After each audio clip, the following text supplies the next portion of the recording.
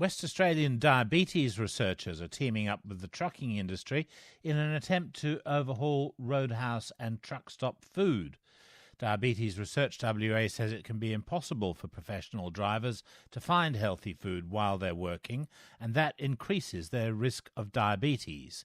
From Perth, Anna Vido reports. Food fashions come and go, but at roadhouses around the country, some dishes never go out of style. Bun, chips and salad, mainly hamburgers and steak burgers for takeaways. David manages the Yellowdine Roadhouse west of Kalgoorlie. Long-haul truck drivers on their way between Perth and the eastern capitals are regular guests, and he says some do seek out healthy food. We have healthy choices.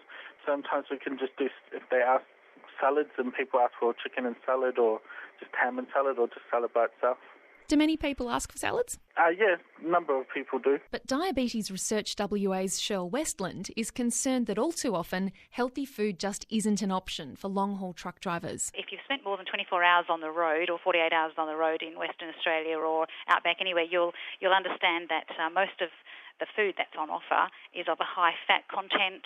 There are no healthy choices, or if there are, they are very minimal, so that balance is not there. Now, Diabetes Research WA has teamed up with the peak industry group, WA Road Transport Association, in an effort to overhaul roadhouse menus around the state. What we want to do is to encourage a whole-of-industry approach so that we've got good choices for our transport operators.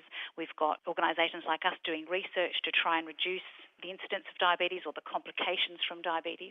And we want people to realise that 60% of type 2 diabetes is preventable. So it's really powerful information. And if that can be just a change in exercise and a change in food choices, then that's fantastic. But these transport industry guys have got to have the choices available. And that's the issue, I think, that is a real concern, is that the choices aren't there. So a lot of our health promotions, are difficult to pick up if those choices aren't there. The Road Transport Association's Hayden Hampel agrees that giving drivers healthier food options at truck stops is a priority. A lot of them are restricted by where they can go to eat due to the nature of their work. They can't obviously be driving in big trucks around through little streets trying to find nice little cafes to go to. But he says improving drivers' diets isn't just about what's on the menu. It's a culture change. So truckies typically, a lot of them love that greasy type of food that you generally associate with truck stops. So it's always going to be a bit of a challenge changing people's mindset. So that's really what we want to do, get the message out there to the industry that there can be options out there. So firstly, get those options available for the drivers and then change the mindset of the drivers to eat it. It's a plan that has the full-throated support of the Transport Workers Union Assistant Secretary for WA, Paul Aslan. We would support that initiative 100%. We think it's a good idea. There's a large percentage of truck drivers on long-distance work that do suffer from diabetes, and unfortunately, the way things are at the moment, the food on the road's not the best.